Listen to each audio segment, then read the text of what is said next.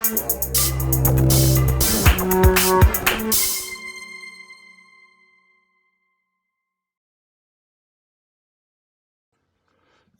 previous videos we looked at the posture called lifting the veil. Now there isn't a clear demarcation between the natural set and what we might call a linking set. All of these ideas are just heuristic. The idea of a natural set is just a stage beyond where we understand release of force and we use big swinging movements to smash in. And then the linking set is where we understand that the opponent has a structure and a configuration, and we can start more specifically designing postures to take advantage of that or to prepare for and defend against the opponent's structure and attacks. And remember, this is all within the framework of the logical model. It's helping us understand Yiquan logically. It didn't happen exactly like this in the real history of Yiquan. And for that reason, these are not purely separated categories. There's lots of techniques in the natural set which are more likely to intercept, say, an opponent's limb. Lifting the veil is one, so it relies on the idea that you're going to hit up underneath the opponent. So usually, it could be under a chin or something like that, but the idea is really it's guard breaking. You hit up underneath the opponent's guard, so there's a point where your arm crosses their arm. And that's the first big category of ideas in the linking set. And the second big category is bone alignment, so the transmission of force more efficiently, thinking about hitting with fists and being more accurate with the strike. And also more efficient because bone alignment transmits force much more effectively, so for a smaller movement you can have the same level of impact on the opponent.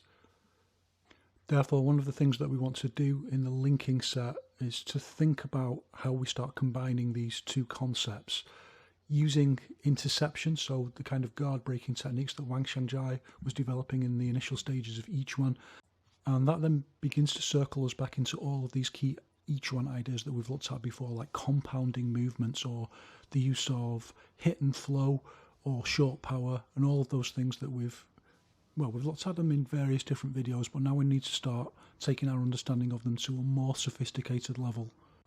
Let's start looking at this by exploring this double-handed version of the posture lifting the veil. And there are some key concepts that I really want you to get to grips with now to really take your understanding of each one to the next level. So I wanted to just mention, although I will come back to it in detail at another point, the time isn't right for that yet, but I wanted to just mention an idea that Yiquan talks about in his essay explaining the importance of single-weightedness in Yiquan. And in essence, Yiquan says single-weightedness is a very dynamic thing in Yiquan. It's not a fixed thing. And as part of that exposition, he explains that a vertical posture, i.e. a posture that uses rise, just like we're using here with lift the veil, a posture that just uses rise isn't very challenging. You remain in a very balanced posture, whereas what we want for martial power is single-weightedness. Remember Wang Xiangjai saying single-weightedness is one of the essences of Yiquan, and Yiquan's explaining that this isn't a fixed thing, it's a very dynamic thing. So the movement from double-weightedness or fairly balanced posture into single-weightedness and all the different variations of that are one of the primary means of which we generate force. And even though our normal 30-70 stance embodies single-weightedness, even in a fixed, non-moving posture, nevertheless, if you just use rise in that posture, you don't maximise the dynamic use of single-weightedness. And one of the things we really want to understand physically and conceptually in each one is that single-weightedness can be very, very dynamic with small movements. So Yiquan says much more challenging than a vertical movement is a horizontal movement, i.e. the use of open and close. Open and close shifts the body weight, and that makes it that much more difficult to control, particularly when we're using explosive force and then hit and stop. And so from there we want to introduce this dynamism. We don't just want to use rise, we want to use open and close as well and compound these together. And because we're using our whole structure and we're using it very fast, we can get some big effects from that, some big power effects. So let's take a closer look at what I'm doing here. So even though my starting stance is single weighted, it's the 30-70 stance, nevertheless it's not very dynamic. And if I just add rise into it, for example, if I just use open lifting up into rise like this, that's not very dynamic. It can absolutely be powerful enough just to move an opponent's arms out of the way, but I want to do more than that. That's the point where I disrupt their structure and I then need to hit them in that point. And to do that, I need much more dynamism in my own movement. And I can use open or I can use close to do that. So here I'm using close, hit and stop, and then somatic timing to bounce back into the lead hand hook. So I'm moving the opponent's arms one way, or I'm visualizing that, and then shifting back into the lead hand hook. So there's the close. So using rise and close, and then spiral force to shift it over to the side, and then spiral it straight back with somatic timing, bounce straight back. So you've got to hit and stop and then use that somatic timing to bounce it back into the lead hand hook. So it's a combination of elements. Remember, we do that because we want to hit the opponent at that point where we've disrupted their structure, infected them with imbalance, and then we hit them right on that point. And to get that timing right, we've got to use our own somatic bounce to boom, boom, one way, hit and stop, and then the other. It's not easy. It's absolutely not easy to do this. I'm not saying it is easy. I'm not even saying it's intermediate, but you can see the idea and what you're working towards.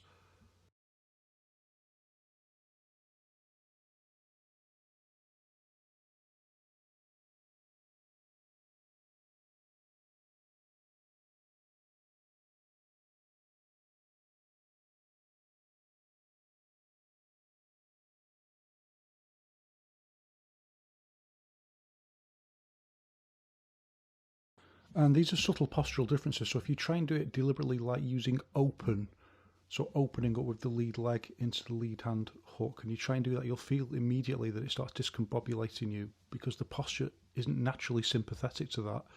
You can see that, well, very often, as Wang Xianjai says, close contains open, open contains close. I mean, you can use open, but we would usually do that with a much stronger hit and stop, and then it would slow down the posture. So what we're trying to do is compound the movement. So we use close, even though it's only a tiny, it's almost intangible that we're using close, but that allows us to use a spiral movement that then spirals straight back into the hook. Otherwise, we'd have to use direct hit and stop and then direct somatic bounce back. And this is the other thing I need you to get here, that we use spiral movements because they can just flow straight into the next movement, like a figure of eight just flows straight into the next movement, or a circle or a spiral just continues the flow, whereas a straight line has to stop at the end and then go back along the same direction, which is slower. Okay, so next, if we take this kind of lower Buddha's judgment forearm strike and we just change it a little bit, twist the arm so we're hitting in with the back of the forearm, this very kind of Shaolin style posture. Doesn't matter what it's for. I use this all the time just for like deflecting a kick or something like that.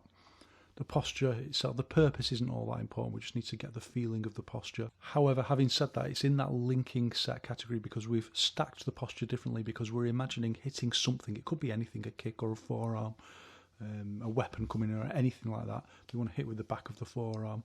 Like you don't want to hit a knife with the inside of your forearm if you can help it. And this is using open for the lead hand anyway. And then we just make it a little bit more lively.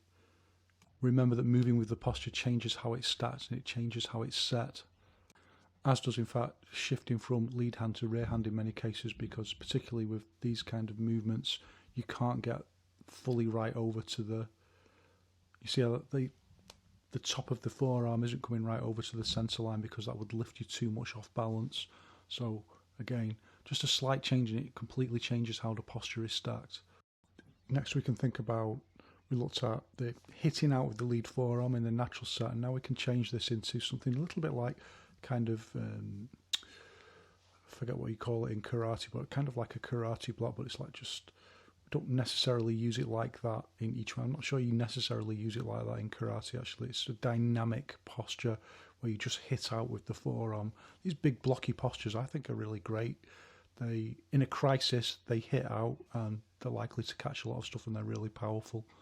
So first of all, just kind of get the posture release force using open with the lead hand. And so next we can learn another really useful, or reinforce another really useful, simple idea that sometimes we've got to hit and we can't just flow into the next movement, even if we use like a spiral posture or something like that. So what I'm doing here is using a technique that we looked at in the beginner series, which is a kind of short power, which there are different kinds of short power, but this one uses somatic timing. So you hit out and then you do a kind of flat somatic bounce with the shoulder just to pull the arm out and create a bit of space so that you can get in with the hook. You can see the movement fairly clearly there. And the feeling for this is it's you open it with your shoulder, you pull the shoulder out, not the forearm. Watch carefully. Watch again closely and you'll see that it's the shoulder and upper arm that moves first, and then the forearm follows afterwards. In fact, it doesn't even open out at all. It's just moved out by that posture, and that creates the space and keeps the structural integrity. Okay, then the rear version always gives us the same problem, that we can't get onto the centre line, so we always hit out at an angle. Well, this time we're changing it and we're adding in a punch. And this is straightforward use of the curtailed posture. Remember, hit and stop curtails that posture, that key concept that we looked at quite a lot in the beginner series. And from there we just use our somatic timing to bounce straight back into the punch. Remember though that when we use curtailed movement and somatic timing like this, each posture will only be about half as powerful as it would have been on its own, because you have to sacrifice that power in order to be able to compound them together. That's the price you have to pay.